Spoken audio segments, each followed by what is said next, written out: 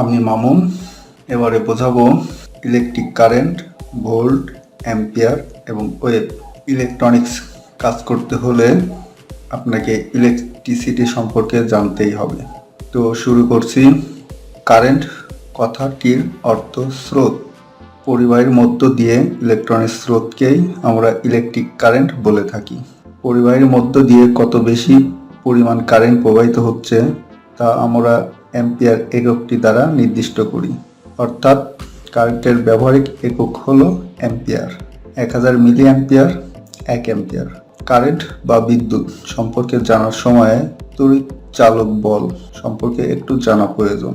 যখন কোনো শক্তি থেকে বিদ্যুতের উৎপত্তি ঘটে তখন বিদ্যুৎ শক্তি উৎপন্নের উৎসের দুটি পয়েন্টের মধ্যের বিভব প্রভেদকে তড়িৎ চালক বল হিসাবে বোঝা যেতে পারে। যেমন একটি মোবাইল চলাকালীন মোবাইলের মধ্য দিয়ে কিছু পরিমাণ কারেন্ট ফলো হয়, আর ঠিক তেমনি ব্যাটারির মধ্য দিয়েও কারেন্ট ফলো হয়। এই ব্যাটারির মধ্য দিয়ে প্রবাহিত কারেন্টকে তড়িৎ চালক বল বলে। বিভব প্রভেদ এবং তড়িৎ চালক বল দুইটি একক হলো volt. 1000 milli volt 1 volt, 1000 volt 1 kilo volt. বিভব প্রভেদ হলো দুই বা ততোধিক বস্তুর মধ্যে বৈদ্যুতিক চাপের তফাৎ। বিভব তফাৎ সাধারণত সকলেই বিভব প্রভেদ, পটেনশিয়াল ডিফারেন্স কথাটি না বলে দুটি পয়েন্টের মধ্যে কত ভোল্টের পার্থক্য থাকে বলে থাকে। ব্যাপারটা একই, অর্থাৎ কারেন্ট হলো ইলেকট্রনিক স্রোত এবং ভোল্টেজ হলো দুটি পয়েন্টের মধ্যে বিভবের পার্থক্য। কারেন্ট দুই প্রকার। এসি, এই কারেন্টের গতিপথ অনবরত পরিবর্তনশীল। এসি তরঙ্গ শূন্য অবস্থান থেকে শুরু করে ক্রমাগত পজিটিভ হতে থাকে এবং পজিটিভের চূড়ান্ত অবস্থানে আসার পর আবার কমতে কমতে ফিরে আসে। এর পরের মুহূর্তে আবার শূন্য অবস্থান থেকে ক্রমশ নেগেটিভ এর চূড়ান্ত অবস্থানে পিক পৌঁছে আবার শূন্য অবস্থানে ফিরে আসে। এইভাবে প্রতি সেকেন্ডে বহুবার অল্টারনেটিং কারেন্ট দিক পরিবর্তন করে। প্রতি সেকেন্ডে কতবার দিক পরিবর্তন করে তা এসি এর ফ্রিকোয়েন্সির উপর নির্ভরশীল। সাধারণত বাড়ির ব্যবহৃত এসি হয় 50 সাইকেল প্রতি সেকেন্ডে।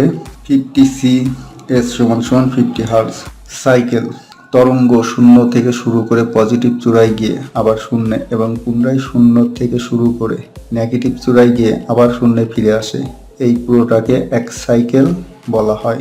এক সাইকেল সমান 360 ডিগ্রি। এক সাইকেল একটি পুরো তরঙ্গ গঠিত হয়। ফ্রিকোয়েন্সি প্রতি সেকেন্ডে কতগুলি পূর্ণ তরঙ্গ সমান 360 ডিগ্রি গঠিত হয়, সেই সংখ্যাকেই তরঙ্গের ফ্রিকোয়েন্সি বা কম্পাঙ্ক বলে। ফ্রিকোয়েন্সির একক হলো সাইকেল পার সেকেন্ডে বা hertz. 1000 hertz 1 kilo hertz, 1000 kilo hertz 1 megahertz. Amplitude তরঙ্গের সর্বাপেক্ষা বেশি অবস্থান চুরঙ্গের চূড়াকে তরঙ্গের অ্যামপ্লিচিউড বলে। দ্বিতীয়ত ডাইরেক্ট কারেন্ট। এই কারেন্ট সবসময় একই দিকে প্রবাহিত হয়, অর্থাৎ অনবরত এর গতি পরিবর্তিত হয় না। এই কারেন্টের একটা দিক তুলনামূলক উচ্চ বিভবে থাকে, একে পজিটিভ বলে, এবং আরও একটি দিক নিম্ন বিভবে থাকে, একে নেগেটিভ বলে। প্রয়োজনে এসিকে রেকটিফায়ার ডায়োডের সাহায্যে ডিসিতে পরিণত করা হয়। তবে সব ধরনের ইলেকট্রনিক যন্ত্রাদি মূলত ডাইরেক্ট কারেন্টে কার্যকরী হয়। তখন এসিকে ডিসিতে পরিণত করে কাজে লাগানো হয়। কখনো কম ভোল্টেজ হলে ব্যাটারি থেকে সাপ্লাই দেওয়া হয়। ইলেকট্রিসিটি ইলেকট্রনিক স্রোত থেকেই ইলেকট্রিক কারেন্টের উদ্ভব হয়। দুইটি স্থান পয়েন্ট এর মধ্যে তড়িৎ চাপের সৃষ্টি হলে তবে ইলেকট্রিক কারেন্ট বা তড়িৎ প্রবাহ এর সৃষ্টি হয়। এই তড়িৎ চাপকে বিভব প্রভেদ বা পটেনশিয়াল ডিফারেন্স বলে। যদি বিদ্যুৎগ্রস্ত দুটি প্লেট বিপরীত বিভবে থাকে তাহলে তাদের মধ্যে যোগাযোগ স্থাপন করলে ধনাত্মক বিভব পজিটিভ পটেনশিয়াল থেকে ঋণাত্মক বিভব নেগেটিভ পটেনশিয়াল এর দিকে তড়িৎ প্রবাহিত হয়। যতক্ষণ না দুটি প্লেটের বিভব পটেনশিয়াল একই হয়ে যায় ততক্ষণ বিদ্যুৎ প্রবাহ চলতে থাকে। সাধারণভাবে কাঠ, কাঁচ, প্লাস্টিক, ব্যাকেলাইট, পোর্সেলিন, এবনাইট এগুলো অপরিবাহী, অর্থাৎ এর মধ্য দিয়ে তড়িৎ প্রবাহ হয় না। কিন্তু একটা কাঁচ বা এবনাইট দণ্ডকে রেশমের কাপড় দ্বারা ঘষলে তার মধ্যে তড়িৎ আদান এর সৃষ্টি হয়। এর ফলে সেই কাঁচ বা এবনাইট দণ্ডটি ছোট শোলার টুকরোকে আকর্ষণ করে।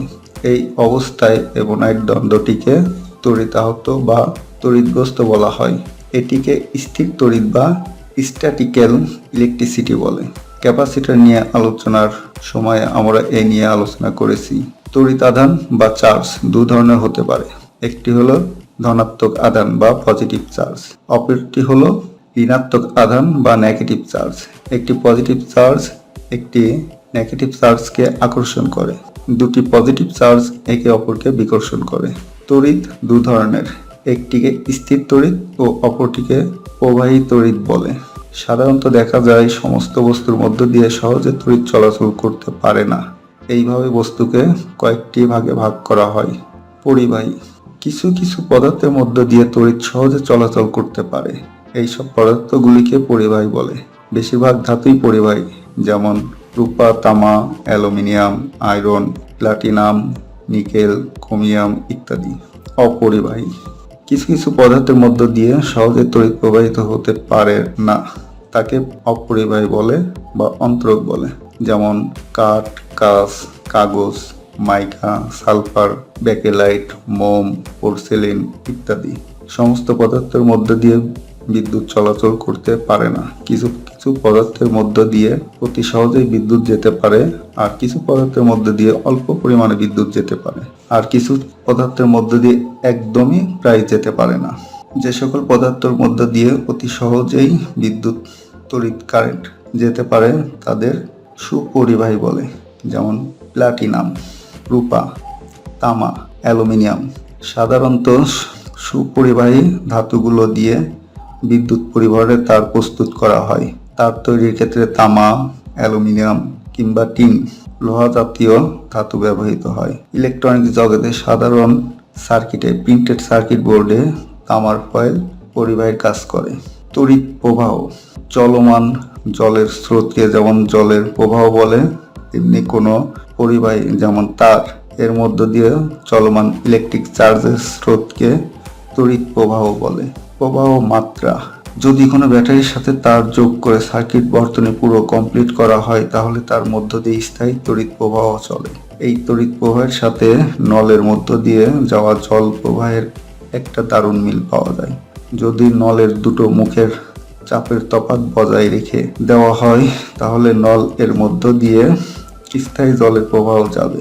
যদি 10 সেকেন্ডে 50 গ্রাম জল নলের মধ্য দিয়ে বেরিয়ে যায়, তাহলে জলের প্রবাহ মাত্র 50/10 = 5 গ্রাম প্রতি সেকেন্ডে। ঠিক একই রকম যদি একটি তারের মধ্য দিয়ে যতখানি বিদ্যুৎ যায়, তার দ্বারা তড়িৎ প্রবাহ মাপা যায়। যদি টি সেকেন্ড কিউ পরিমাণ তড়িৎ তারের কোনো একটি বিন্দু দিয়ে প্রবাহিত হয়, তাহলে সেই তারের তড়িতের প্রবাহ মাত্রা I = Q/T। এখানে একটি বিষয় মনে রাখা দরকার, সার্কিট বর্তনী পুরো ঠিক থাকলে তবেই তড়িৎ প্রবাহ হয়, কিন্তু সার্কিট বিচ্ছিন্ন বা খণ্ডিত থাকলে তড়িৎ প্রবাহ হয় না। তড়িৎ প্রবাহের একক হলো অ্যাম্পিয়ার। 1 অ্যাম্পিয়ার সমান 1000 মিলি অ্যাম্পিয়ার। 1 মিলি অ্যাম্পিয়ার সমান 1000 মাইক্রো অ্যাম্পিয়ার।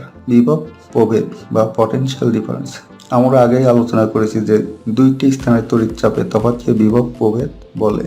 বিভব প্রভেদ থাকার জন্যই বর্তনীতে তড়িৎ প্রবাহ ঘটে। দুটো একই ধরনের বা অন্য ধরনের তড়িৎগ্রস্ত বস্তুর মধ্যে তড়িৎ চাপের যে পার্থক্য থাকে তাকে বিভব প্রভেদ বা বিভব পার্থক্য বলা যায়। কোনো পরিবাহীর মধ্য দিয়ে তড়িৎ আধানের প্রবাহ হলে তাকে তড়িৎ প্রবাহ বলে, কিন্তু এই প্রবাহ পজিটিভ কোণা বা নেগেটিভ কোণা যে কোনো কিছুরই হতে পারে। কিন্তু এখানে একটা প্রশ্ন থাকে, তড়িৎ প্রবাহ সৃষ্টিতে কোন আধানের ভূমিকা থাকে? এই সম্বন্ধে একটি নিয়ম প্রচলিত আছে। ধরা যাক এ ও বি দুটি পয়েন্ট, যার মধ্যে এ হলো পজিটিভ ধনাত্মক বা উচ্চতর বিভব ও বি হলো নেগেটিভ ঋণাত্মক বা নিম্ন বিভব। এখানে এ এবং বি এর মধ্যে সংযোগ স্থাপন করলে এ ধনাত্মক থেকে বি ঋণাত্মক দিকে তড়িৎ প্রবাহিত হবে। তবে ইলেকট্রনীয় মতবাদে পরিবাহীতে কিছু মুক্ত ইলেকট্রন থাকে। নিম্ন বিভব বি থেকে উচ্চ বিভব এ এর দিকে ইলেকট্রনের স্রোত প্রবাহিত হয়। ভোল্ট, বিভব প্রভেদ বা পটেনশিয়াল ডিফারেন্স একক হলো volt. 1000 volt 1 kilovolt, 1000 millivolt 1 volt, 1000 microvolt 1 millivolt. EMF electromotive force. EMF যে কোনো তড়িৎ শক্তির উৎসের দুটি পয়েন্টের পজিটিভ ও নেগেটিভের যে তড়িৎ চাপের তফাৎ থাকে তাকে ইলেকট্রোমোটিভ ফোর্স বলে। একটি ব্যাটারির দুটি পয়েন্টের মধ্যে যে বিভব প্রভেদ থাকে তাকেই ব্যাটারি তড়িৎ চালক বল বলা যেতে পারে। আর একটু বাড়িয়ে বললে বলা যায় কোনো ব্যাটারির ভিতরে রাসায়নিক ক্রিয়ার ফলে তার দুটি পয়েন্টের মধ্যে যে বিভব প্রভেদ সৃষ্টি হয় তাকেই ইলেকট্রোমোটিভ ফোর্স বলে। ইলেকট্রিক কারেন্টের প্রভাব। তড়িৎ শক্তি বিভিন্ন শক্তিতে রূপান্তরিত হতে পারে যা কোনো পরিবাহের মধ্য দিয়ে মুক্ত ইলেকট্রনিক স্রোত চলে যাওয়ার জন্যই ঘটে। ভিডিওটি দেখার জন্য ধন্যবাদ। সবাই ভালো থাকবেন।